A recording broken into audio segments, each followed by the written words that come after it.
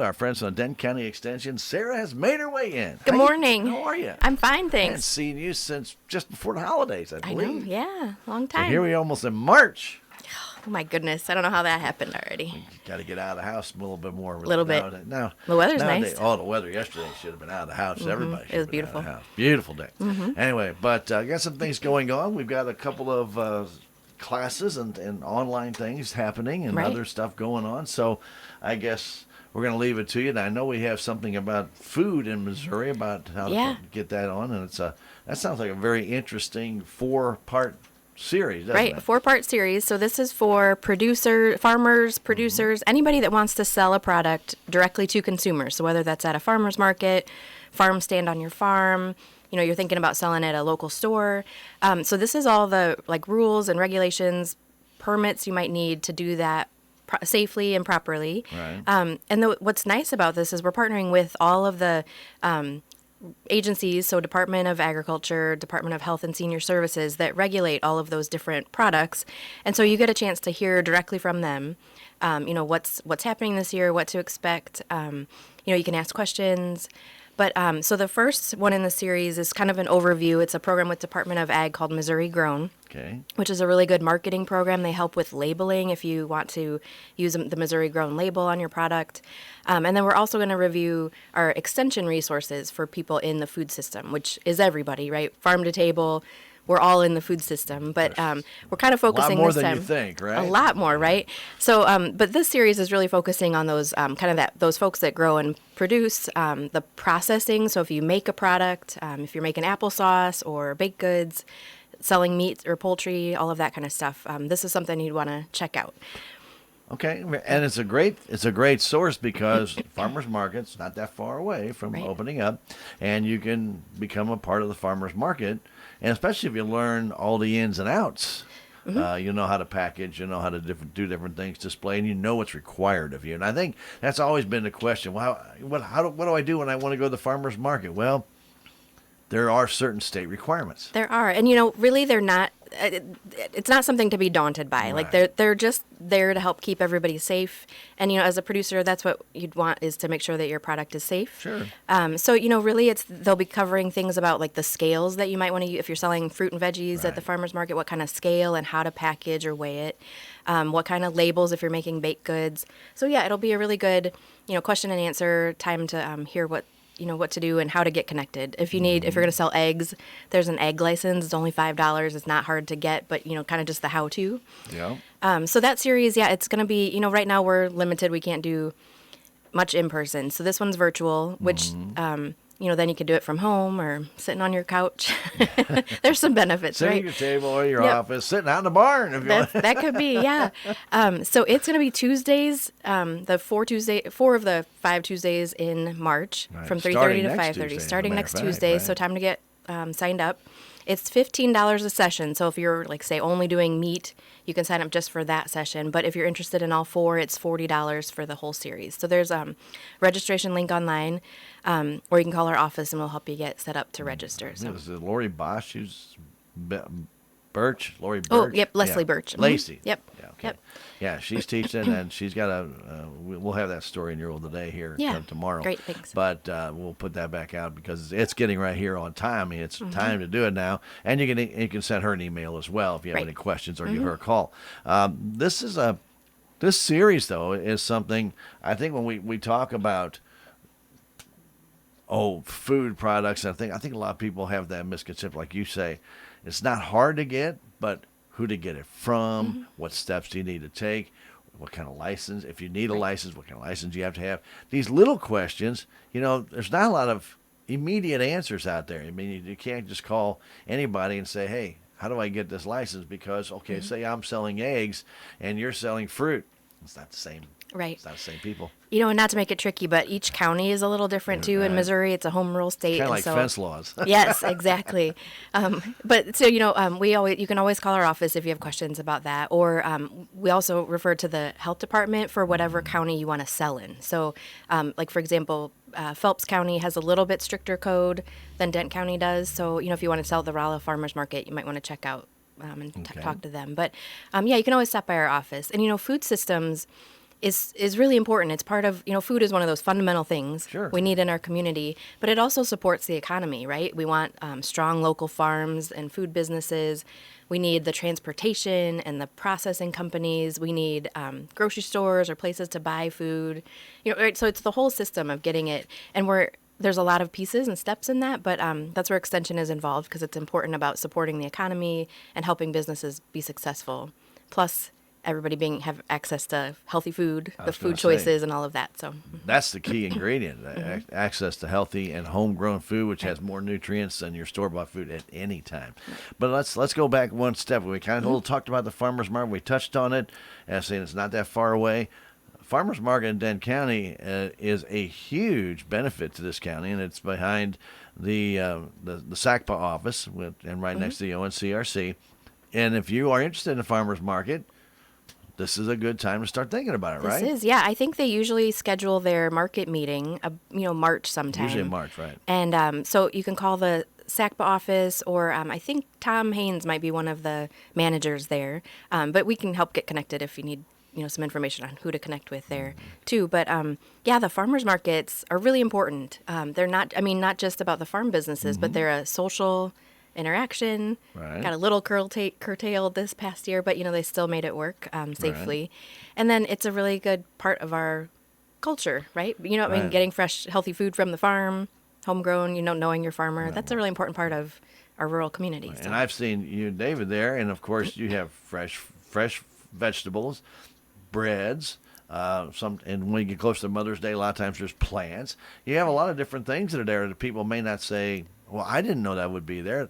That's why you go. Yeah. And it's not always the same people every week because some people have a nice run of crops and then they don't have as much that next week, so they're not there. Right. Somebody else can be there. I know Tom Haynes has brought honey in the past when he's had an abundance extra. Sometimes he doesn't. Sometimes he does. But if he is, and he might have some honey there. So honey products are there available. All kinds of stuff. All kinds of different things. So don't just assume it's just a bunch of tomatoes and eggs and that's we have it. a really nice diverse market, Yeah, and we do. we have the whole range, from people that are hobby farmers to full-time production. There's some farmers doing eggs. There's actually yogurt, butter, all kinds of cool stuff. So yeah, it's a neat place to find different stuff and see what people are producing here. So I was out there one time and I remember somebody had natural made soap. At the farmer's market. So it's not always just a food item either. So as I mentioned, sometimes flowers or floral plants that are there that they've grown at home and a lot of different things. So farmer's market, be looking for it. That usually opens up at the end of March, I think, on the 1st of April. Beginning of May, I think. Yeah. Usually, Oh, first weekend of May. Well, I'm thinking of the meeting. I think I'm. Oh, thinking the of meeting, yeah, it's Yeah, usually I'm March thinking or of the April. meeting. Yeah. Mhm. I Yeah, didn't say sorry. that very well. It opens up meeting first. You need to really address that. And then if you want to be a part of the farmer's market, again, as Sarah mentioned, get a hold of SACPA, or you can call Tom Haynes, and we'll give his number out here a little bit if you don't have it. So very good. Let's talk a little bit about how COVID has affected the extension. Right. Obviously, we already talked about the online courses and stuff, but it's starting to relax a little bit. Not yet. Totally. Not yet. We're still totally. right, but so just like everybody, we were shut down a little bit last spring, but we've been open again since then. So our office is still open 8 to 4:30 Monday through Friday. You can't come in the office the way you used to, but we're right there. We can help you out and get you what you need. We do a lot more via phone calls, Zoom meetings, and despite the downsides of that, I know it can be hard sometimes, and there's internet access issues, but it's actually opened up a lot of opportunities for us in Extension to better serve the communities, because it used to be if we wanted to bring a specialist or someone on a specific topic who was in Kansas City, we had to pay for that travel and mileage down here, and sometimes it was really limited by time, right? That's a bigger commitment. But now we can access those speakers virtually, and I think even once we go back to more in-person courses, we'll still be able to do that now. We've figured out how to do it, right? To have a speaker zoom in, even if we have a group in the room. Incorporate a big screen and have that speaker there. Right. So it's been hard, no doubt, but there's been some positive things about it. We've been able to work in teams better because we're doing it virtually, and so I think that's really opened up a lot more that we can provide to the communities than we could before when it was only Right. always in person. So. But the services are still there. The soil test, the hay test, all that stuff is still there. Matter of fact, soil test, when we had a discussion about soil test here back in December, how important that really is to get those now. Actually, well, probably not right now. It's kind of wet. But you might want to wait a few days, dry out for a little bit, and then get that soil test. But you got to take a number of samples. I think people think they're going to take one big scoop and that's it and send it off, and that's not going to be enough. That's just not enough information for them to give you a true sample and a true idea of what your soil needs. Mm-hmm. Right. So, I mean, if you haven't done it before, give us a call or come by the office and we can give you an instruction sheet. But yeah, you want to kind of get a sample from around if it's your garden or your lawn or pasture. So we kind of have some tips on how to do that and get the right. So you're getting a better picture, not just one spot where you might have, I think a lot of people have been misconception when my yard is dirt. Dirt is dirt, right? No, it's not. Right. So you can find out, it saves money. That's Yeah. a big part of it, because if you don't have to just go buy a ton of fertilizer, if you know the right amounts, or maybe there is a spot or section that needs more, it's a cost savings and, time and all of that too, that you wouldn't have to put something on if you don't need it at all. So Exactly. helps with environmental issues too, to not be overloading the soil. So Very, very good stuff. So check that out. Again, those tests and everything they're still all available. You can Yep. get them done. Also, I wanted to bring out with the extension and a lot of different things that have gone on that we know that a little bit different than we have, the community garden. Now, last year it really struggled, obviously, because of social distancing and Yep. everything It was- else. Nobody wanted to be anywhere. And it was just hard to get into any kind of rhythm, wasn't it? Right. So, Yeah, last year tell was- us a little bit about the community garden. And Yeah, what's going- basically a what's year this off last year. Yeah. Which is what's too bad, because a lot of people, right, being home, there was a lot more interest in gardening, and a lot of people did that So at you home. did it at home. Did it at home, so that was good. But Charlie Grimm, who's a master naturalist from Dent County, and Tom Haynes are going to kind of redo the garden this year. So there's going to be a kind of cleanup day in a couple weeks. And what we're going to do is kind of redo all the beds, and instead of there'll be a lot of more options. So not just there were 4 foot by 14 before, but there'll be Right. some smaller ones. There'll be some that are bigger if you want a little bit bigger spot. And they have some plans. So, if you've not gardened before and want to have a spot to garden and some assistance, they're getting ready. It'll all be still social distance Sure. and, small groups. But it's a great place to get out there. And I think we're really going to get it cleaned up and start fresh this year. So, yeah. And as we continue to move forward, obviously, hopefully with vaccinations and things of that nature, maybe we can relax a little bit more of those rules as time goes on. But right now, you still have to abide by it, and it will be that way for the next It at will least for a 2 or while. 3 months, Yeah, at least. for sure. So, want to keep that in mind. But the community garden will be back open. It will. So if you're interested, you can always call our office, or you can call Charlie Grimm at 368-9902, and he's going to be kind of taking some, sign-ups and answering questions and looking for volunteers. They have some new ideas this year, so I think it'll be something different. And, it's a really great resource. We've had so much support for that garden, so it's a really neat place to get out and meet people and grow some good food. It's a really great place. If you've never been out there, I highly recommend it. It's easy to get to, and it's very, very visible. So feel free to ask about it, and just call 729-3196 if you can't get a hold of Charlie, and just let them know you're interested. Somehow they'll get the communication to Charlie. He can give you a call, and that might make it easier, because never know. Charlie's That's true. sometimes outside having Call- a good time. That's right. Call our office and we'll get you connected and get you registered Very- out there. very So good. it's open for anybody. Anybody's Absolutely. welcome to come out and garden and grow there. So, the more the merrier. Absolutely, and make it a family affair, because I know when I was growing up, Dad built his garden. Of course, Dad dug the garden, and then the boys, we raked it, hoed it, weeded it, picked everything out of it, But Dad dug the garden, and when Dad dug the garden, that was as soon as he got the shovels out, you knew it was time. And it wasn't a huge garden, but it was still a garden. But it gives you that responsibility. You still have to go take care of the plants. You got to water them, got to weed them, check them, make sure things are good. And then when your vegetables, or in some cases fruit, if you call tomatoes fruit, which they are, when they're ready and ripe, you want to be there to get them. You don't want to have that food deteriorate by forgetting. Right. So it's a good responsibility tool for children to learn that, hey, you can not only grow great food, that you can now survive on your own by growing food, but it also gives them a responsibility of taking care of these plants. Right. So, talking about kids out in the garden, there's a new partnership that's going to start up this spring How did I between. segue into that, Larry? You knew, like, perfect. So, there's a new program with 4-H and our youth nutrition program, that's called 4-H SNAC, which stands for Student Nutrition Advisory Council. And what's going to happen there is it'll be like a 4-H project that kids can sign up for, and you don't have to. I'm pretty sure you don't have to be in 4-H yet. You can sign up kind of as a special project. But the idea there is it's for like middle school, junior high, I think age, maybe high school, a little bit older kids, and the kids will work at the garden a little bit, but learn about health and food access in our community, and then come up with their own community project. So kind of that advocacy, like finding a problem and figuring out how to help solve it.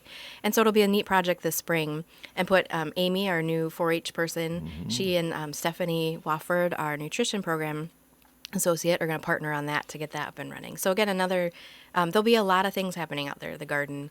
4-H is welcome. There's a lot of other student groups. If you have a student that's thinking about their SAE for FFA or wants to just do a homeschool project, there's all kinds of opportunities. So, and I know I haven't met Amy yet, but I understand, with the 4-H and stuff going on, with these social distancing requirements, it's been a little bit tough on 4-H in the last year. And, our 4-H groups here are fantastic, but still difficult is difficult when you can't get together. But, she's trying to make sure that everybody's getting that same kind of education and opportunity with 4-H as they had before, right? Yeah, and there's, again, like, it's been hard. Some of the groups have still been able to meet and do some things with masks and distancing and all of that. But there's been if you're on Facebook, there's I think daily or weekly thing called Quarantine, but it's like a 4-H activity that they're doing virtually. There's somebody that's teaching something, a skill or lesson. So there's all kinds of new opportunities. We had to be creative, right? This past year, everybody did, and so it kind of gave some new opportunities. So there's a lot of ways that to some places have done packets and activity packets. So yeah, all kinds of activities. So, but if you have questions about 4-H, and I know a lot of people kind of forgot, everybody knew Linda when Linda, was retiring, and then COVID hit. I mean, it was just all at one time, and I think people kind of thought everything kind of went dormant. It didn't really go dormant, but you just didn't hear about it because everything was COVID-19. COVID-19. So a lot of different things, but you can contact the office and talk with Amy, and she can get you right up to date on what's going on with the 4-H. Yeah, we're glad to have Amy. She started in November, and she's hit the ground running. So so still it's running, right? There's a lot to take in, but yeah, she's doing great. So we'll get her in here to meet you soon. She's got some big shoes to fill too, and which is so it's always good. Makes it a challenge, right? Very good. Right. One of the things that I want to remind people of is the extension working with Missouri S&T. You guys work really good with the business specialists over there, and they offer a number of different workshops that are free, right? And when those workshops, when they're free, that's free, and they can help you with your business, and those are available all the time, aren't they? Right. There's online ones right now all the time. You can also call and meet one-on-one, either by Zoom or if they're doing in person yet, but with a counselor to do some business. They'll help you with business planning, thinking about financing, some of those steps that are, it can be kind of tricky to start a business. Again, kind of like the farmer's market stuff, all the things you need to figure out. But those counselors are great. If you read the Salem News yesterday, we had Karen Leatherman, our small business development counselor, wrote our monthly column. We have a new column starting in the newspaper. So take a look at that, because that talks about a lot of the programs and what they offer. And we do have a great relationship with MS&T. And, I just always try to remind people, Extension, University of Missouri Extension, is also tied to the whole system. So we're connected to that entire set of schools. So University of Missouri, St. Louis, Kansas City, MS&T. And so part of our role is to help be that connection point and local advocate to the university. So if there's something that's happening here that we can connect to a resource at one of those universities, that's part of what our job is with Extension, is to be the connection point. So a lot of resources to look at and use. There is. There's a lot of different things that are available to you. So, and I know our Chamber of Commerce has helped out with some of those business workshops and getting them out there. So if you have any questions about some of those, if you hear about it or maybe you don't get all the information, you can call the Chamber or you can call 729-3196 and the extension can keep you up to date. Or you can actually go online. A lot of those are easy to find under events. Right. Just click on the website. You want to give that website? I'm kind I of do. cueing you for Sure. Extension.missouri, spell it all out, .edu. And yeah, so you can just, if there's a specific thing we've talked about or that issue that you're interested in, type it in the search bar. That's our easiest way. Or click that event thing and you can just scroll through the list. And again, now, half the stuff you can, it doesn't matter where you are, you can sign up and access it no matter where you are in the state. So, so yeah, that's a great resource. We also have a Facebook page. And we try to post, programs and services there.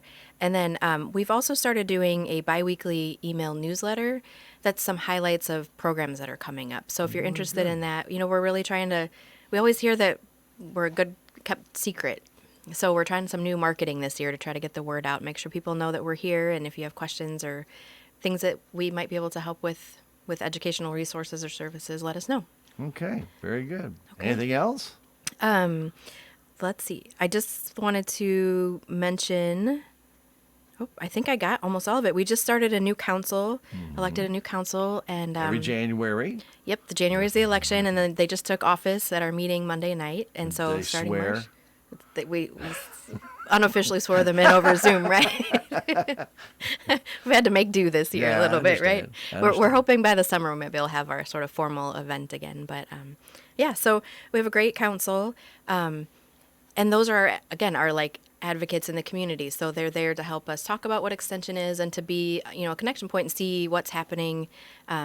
We have a really great diverse council, folks in farms, Right. business, teacher, all of it. So we really want to represent the community. So anyways, I think And that's that was a really tricky year for them last year. it. Yeah, It was, just- we all had to switch to Zoom or Yeah, virtual. well, nobody phones, really yeah. knew what was happening. I mean, it was changing monthly. Right. Trying to get a meeting together and just how are we gonna do it, and Right. can we do this and can we do that, and and then the extension kind of has some rules that they have to follow, and so Yeah. it did make it a little bit tricky, but hopefully we're not on that tight wire anymore. We can actually get a little bit more flexibility. A little in what bit. we Yep. do. We're Yeah. getting there. We're getting there. And one last thing, we're starting a program actually tomorrow morning called LeaderCast, which is an internationally broadcast leadership speaker series. Again, that was something we had to cancel last year, so we've been trying to figure out how to do it. We're going to do it virtually, but there's videos to watch. But the whole theme of it, and it's a leadership development, and that's part of what we do in community development, is help grow the next generation of leaders and help build leadership skills so that people are ready to take on roles in nonprofit boards, elected positions, all of that. And the theme this year is positive disruption. So it's how to take crazy challenges like this past Like year COVID. and try to frame it differently. And, how do there's always something, this time it was COVID. There's always going to be something that's disrupting how we do our business or work. And so this series is to help us think through how to lead through times of change. So It's an interesting time, but It it's is, yeah. getting somewhat back to more normal. So hopefully we can continue to move in the right direction. Right. Well, Sarah, we always thank you for coming in and getting us up to date on what our extension is doing, or any of the other extension members down there. And we really hope people do use the extension. Remember, a lot of the services, most of their services are actually free. You got Quite to a few. like the price. Yeah, If right. nothing else. Don't forget about the farmers market, and you want to get in touch with them. You want to get in touch with Sarah and them on the community garden. You can contact them, or you can contact Charlie directly. But if you can't get a hold of Charlie, call 729-3196. Or if you have any questions about any of these things that we've talked about, you just don't know where to find it, or maybe you're looking on their website and you can't find something, simply you call them up and say, I'm on your website, but I can't find that series you guys were talking about over at MS&T. They'll help you guide you to the right place. Yep, give us a call. It's easy. It's Thanks, really Stan. easy. We appreciate Thank being you, here. Sarah. Appreciate that. Sarah Massagale, right here on KSMO Radio 1340. We have coming up for you our Bass Pro Outdoor program, and then we have Tegan from the Salem Memorial District Hospital in. We're going to talk about the health fair. It's all coming your way shortly right here on KSMO Radio. But right now, the Bass Pro Outdoor program. And